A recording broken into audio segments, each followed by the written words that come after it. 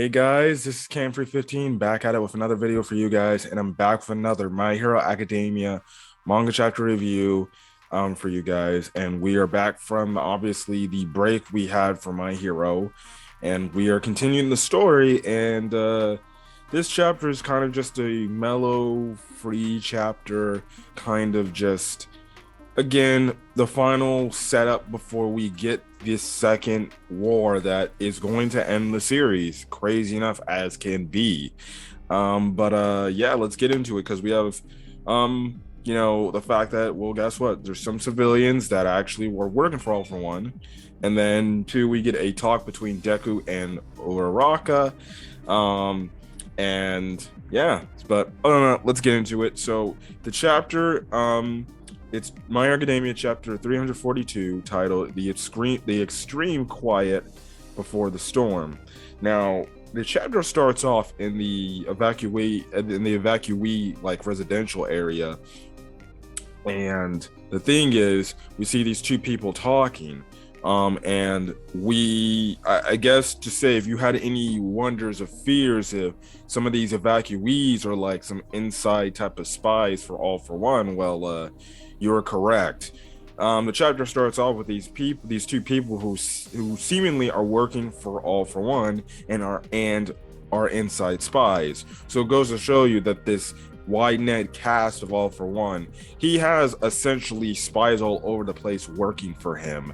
Now we don't know if these people were working for him way before when the war arc started, or another long time ago, or if they just recently, decided to join up with him throughout all the chaos and everything.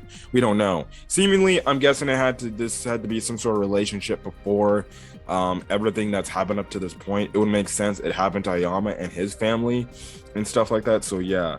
Now they go on to make the mention the fact that he goes on to say that UA is aware that Tomura Shigaraki will be operational in less than a week's time. The school knows of the impending danger, but they're keeping it from the common people. So fan the flames, and stuff like that. Essentially, it was All for One telling them, listen, do whatever you can to cause problems to get Izuku Midoriya up out of the safe haven, so then we can find a way to capture him easily. Anyways, we cut back after Class 1A from a few chapters ago went on their essentially, their search effort to find All for One and stuff like that, or the League of Villains, and they're all kind of exhausted, pooped out and everything. We have it to where Ida's telling them, listen, go get some rest before we have to go out again and stuff like that. The best thing we can do is get rest right now and stuff like that. And again, it goes to show you, with limited resources, limited heroes, you're putting a lot of pressure on these kids to pick up the slack where all these heroes who essentially gave up, ran out, took their ball home and just dipped or wherever they're at, you're putting a lot of, stuff into the kids for doing this and stuff like that. And it's crazy because even freaking somebody in the class says, like, listen, I don't even have time to talk and stuff like that. And obviously Doug is like, yeah, I agree with that. And then he just looks over at Ochako, and he's like, I never got a chance to thank her for what she did, in reference to what Ochako did for Deku back when he first got to UA, standing up for him and everything, and stuff like that. Now, All Might with Sukauchi appears and everything, and they're wondering, okay, why are you here and stuff like that. Momo asks, like, does this have to do with Ayama? And All Might's like, no, it's about what comes next, about what our next plan to do in the war. And he goes on to make mention, we're only telling selected individuals because we don't want this getting out and everything. And that's when he says it's time to discuss our plan for the second pivotal war. Essentially, are we going to lose Japan or save Japan? We get cut over to some other heroes like Hawks, Pixie Bob, Endeavor, Best Jeanist. We see Ayama in prison, Aizawa, and then obviously we see some things going on. Todoroki gives off a shocked face and stuff like that. So yeah. Anyways, the next day, that's when some of the heroes announced the fact that Shigaraki's going to be moving soon, and we're going to essentially be going out somewhere else so we can just go on the prowl and search for him and everything. Now you get a whole thing where you have Koda go up to Deku. He's like, "You're leaving again," but Deku's like, "Listen, this time it's different. Now I have my friends with me, and I'm able to get myself back on my feet. I'm good and everything." So, yeah. Now now you can say now the spies who are working for All for One are like, "Yes, this is what we wanted. This is even better than we thought. These idiot heroes, if they just kept us in the red, um, we wouldn't even know. But the fact that they're telling us makes this a whole lot easier and stuff like that." Um, and he goes on to make a mention of saying our plan is going to be sure to succeed. Now we don't know what plan is going on for the villain side. Um, we know for the heroes it's to split each of the villains up and fight them individually. Here, apparently the villains got some sort of plan. You already know All for One, that type of guy that is willing to freaking plan 3 steps, 4 or 5 steps ahead of what you think you're gonna get and something like that, and you're gonna get the craftiness of him. But you get a nice scene where not all, they don't show all of the Class 1A people, but some of them, saying goodbyes to their loved ones and stuff like that. So yeah. Anyways, we cut over to a scene where it's 30 kilometers away from UA, and Class 1A has a new dormitory, I guess, for now, and that's called Troy. And essentially, we find out that Cementos, Power Loader, and Ectoplasm made it. Now, it's not as, you can say, defensive as UA is, but they say it's sturdy enough to do it. Essentially, they tell them, listen, put your cargo in there and get ready to come out and stuff like that, so you can go. So yeah. That's when Deku, he's kind of walking. He sees Ochako. He sees Ochako outside looking at the city. He jumps out of the window. He goes to talk to Ochako. Asks like, "Hey, you unpacked?" She's like, "Yeah, sure." And I'm like, "Oh my god, oh my god, oh my god." Now, obviously, if you know me, I'm a big Deku x Ochako shipper, and I'm like, "Are we getting a confession scene? Are we getting the confession scene where they express their feelings?" Nah, they don't really do that. I will say this: they do have a pretty mature conversation, about what their feelings and thoughts are about what's currently going on.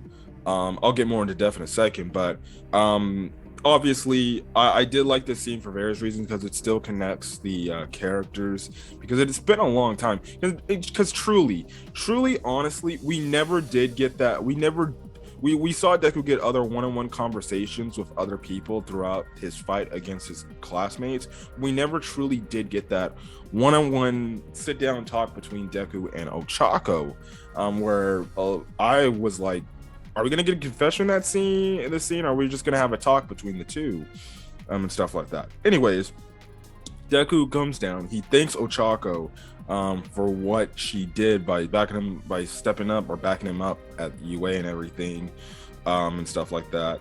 And he's like, "Listen, I'm sorry, I just couldn't find a perfect time to tell you and everything." And obviously, Ochako's getting flustered. She's like, "Look, you don't need to tell me that stuff like that. You're always sweating the small stuff. You never change. My goodness, even though you acted so emo back then, now you never change. You're still the same old Deku." And he asks her, like, "What you doing here?" and stuff like that. And obviously, Ochako is like, "Well, I'm just looking over the city." And that's when she goes and tells Deku, was saying like, "I'm kind of weird." And Deku kind of is like, "Weird? You're not weird." And he goes into a different, he just says a bunch of different compliments, even quoting the fact that, her hair is perfect. Okay, Deku, my boy, you're flirting with Ochako, guy. My God. Which, funny enough, Ochako's like, "Dude, I didn't mean that." And obviously, and a funny thing. Now this is the officials, the official translations. And Ochako, I found it funny how she's like, "I never expected him to say that." Wow. So yes, Deku was flirting with her and stuff like that. I did like that. But going on a serious topic, Ochako goes on to say, "Back when I was shouting at the top of UA defending you, I thought of Himeko Toga." She goes on to say, tell Deku, "Listen, in the fight in the first war arc, um I fought her. And I said some things that, essentially her stance of that all villains need to be taken down and everything. And the thing is, Ochako tells Deku, like, she looks sad after I said that. She goes on to say, "Look what they did to the city. She's a villain who helped them snuff out people's lives, their happiness. The thought of forgiving them, for the thought of just forgiving her, nah, we're way past that point. Of course, I know that, but still, she's a person too, and I have no clue what's obvious for her, like what she takes for granted." I got to thinking about how I don't know the first thing about Himeko Toga. Essentially, Ochako was here saying, like, listen, yeah, what freaking Toga did, it's unforgivable. I know that, but for some reason, there's something within me that is like, I want to give her a chance, a second chance. Obviously, the whole thing is, kind of in a way, the whole thing is potentially redeeming these League of Villains. Now, I know that's not very popular in the My Hero Academia community. I know I watched some other YouTubers who review the series. They say, personally, I don't think the series should go about redeeming Shigaraki, Toga, and Dabi, or Toya, if you want to be more exact, because they all did things that are unforgivable. And what's the point? What's the point? Hey, they're not gonna listen. I'll give my thoughts on the whole redeeming of these three characters at the end of the chapter. I'll give my thoughts on that and who I particularly think should be redeemed if they ever go that route, and stuff like that. So yeah, but anyways, Ochako says, look, but other than that, I'm just taking a look at the city and stuff like that, so I'll never forget what I saw at the end of the war. And that's when Deku says, like, yeah, I understand what you mean. Like, I looked deep inside Shigaraki and I saw a little crying boy. And Deku even goes on to say, listen, I know there may be no way to avoid a battle, but I can't ignore what I saw deep inside him. And this conversation essentially ends from the standpoint where Ochako's like, well, then I guess we're both weird, aren't we? And I'm like, yes, you guys are both weird in your own special ways, which means that only goes to show you that you're perfect for each other. But all in all, serious topic alone, I did like this scene between Deku and Ochako. In a way, it was kind of closure for both characters, just expressing how they truly felt about what's going on in their heads and everything. And yes, was it not the confession moment some fans who are fans of the ship want? Yes. Who's to say we don't get an eventual scene at the end of this series when the series is wrapping up? We get some sort of confession scene when Ochako just tells Deku she likes him, or maybe Deku tells Ochako that he likes her, and then you get like some sort of epilogue. Clearly you can see they're probably dating. Look, it even without an epilogue, you can clearly tell where their relationship is going. It's going in a way of a romantic relationship.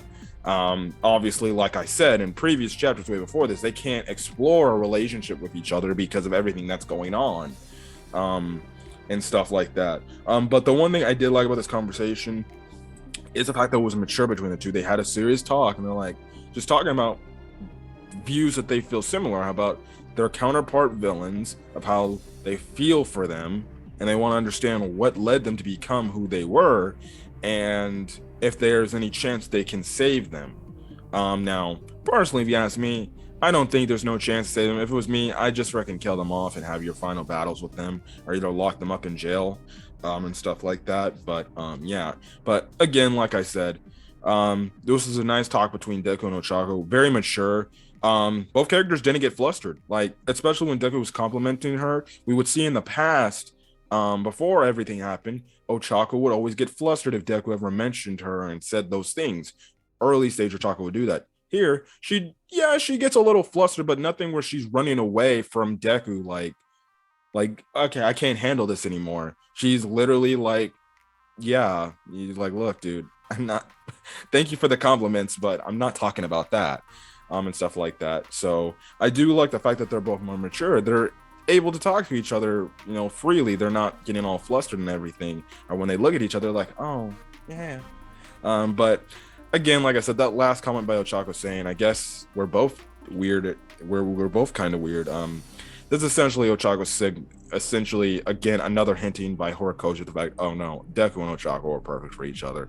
They're definitely going to be the two kids in class 1A that, oh, guess what? You have it to where you have people like Kaminari and stuff like that say, oh, look at Deku and Ochako sitting in tree, Kissing. The typical thing kids their age would probably be talking about and stuff like that, where they would walk in together and things like that. Listen, I believe the relationship's going to happen. It'll probably be like shown in some epilogue or something like that, that maybe they're sitting together and stuff like that. I highly doubt we ever get some sort of romantic like kiss moment or something like that. I definitely could see a hug between the two, but kiss, I would actually be shocked if they show that. But I definitely, again, it's gonna happen. Whether we get a confession scene in person, like I said, sometimes the anime version could expand on that whenever the end of the anime happens for this series. So yeah, but anyways, going on, we cut over to Todoroki, Ida, and Bakugo. They're chilling in Todoroki's room, and Todoroki's like, listen, thank you guys, but I'm good. I know you don't have to worry about anything and stuff like that. And they're talking about Toya, and essentially Ida's like, listen, I have an older brother too. I know what you're going through. And Todoroki's like, listen, it's all right, dude. It's fine. Your situation is not like mine. I got an evil brother for once, and stuff like that. And he goes on to make mention. He's like, dude, I don't even know Toya's favorite food. And Bakugo's like, it's probably hot udon, dude. And obviously Todoroki's like, well, in this case, then I guess that means I'll make him sit down and have a bowl with me. Because we also know that Todoroki wants to save his brother Dabi as well. And the chapter ends with a quote saying, we'll put a stop to them for sure. And essentially the last panel of the chapter is we see the face of All For One on the day of the operation. And he goes on to say, well, shall we get started, essentially. That's where the chapter ends off. So next chapter, we're going to be starting the second war, which is going to be the eventual end of the My Hero Academia storyline for good. Again, we don't know if there's going to be some sort of sequel series. Horikoshi just had come out in interviews and have said for the past couple of months, no, this is going to be the end. After this, we're done. So yeah, listen, I said it before, I'll say it again. I respect it. If a creator's done with the story, even it's fine. He can end the story on his own, way. As long as it's not rushed and he takes his time with it and he makes things, reasonable, I'm good. And stuff like that. But yeah. So next week there is no break. We should get the start of the chapter at least, or the start of the second war, and stuff like that. But like I said earlier, in terms of the redemption arc storylines, because that's the biggest thing of how Deku, Ochako, and Todoroki, they want to redeem their final villain counterparts. And like I said, it's a big talking point in the community because some people on the side, oh, I don't mind if they redeem them. But you got other people on the other side saying, no, these guys did horrible things. You can't redeem these characters. You can't just redeem these characters and act like as if they didn't kill millions and thousands of people and literally put Japan in a place to where the villains rule. How can we easily forgive them for that? And I totally understand both sides of it. Now listen, I do think the characters that should not be redeemed are Dabi and Shigaraki. Just from this mere standpoint, they're way too far. Now, I don't mind what they do with Toga. If they don't redeem Toga, I'm cool with it. If they redeem her, she would probably be the most reasonable person that would be redeemed. And I definitely could see her be like, listen, I can't put up with this. Just lock me up and take me to jail, and stuff like that. But people like Dabi and Shigaraki, I feel like those got to be the people that they can't redeem. I feel like for Todoroki, when he has his final battle with Dabi, I feel like we'll have this moment where Dabi's like, listen, if you think you're gonna try to save me, you're messed up, dude. I'm too far gone already, and you're wasting your time, and I'm here to kill you. I don't care if you're my brother, and stuff like that. So I think it's going to come to the point where, guess what? Todoroki's going to have to realize that, and he's going to have to realize he can't save his brother and bring him the old Toya back. And then obviously for Shigaraki, I feel like he's already, with the extent he's gone with the development, he's gone over over the time of the series, he's way too far gone. Again, I like it in their final fight as Deku tries to do what he says he wants to do, but I wouldn't mind where Shigaraki just says, you know what, dude, I appreciate you for doing that, but guess what? I'm too far. But guess what? I don't care. I lost all morals. I hate this world and I want to destroy it.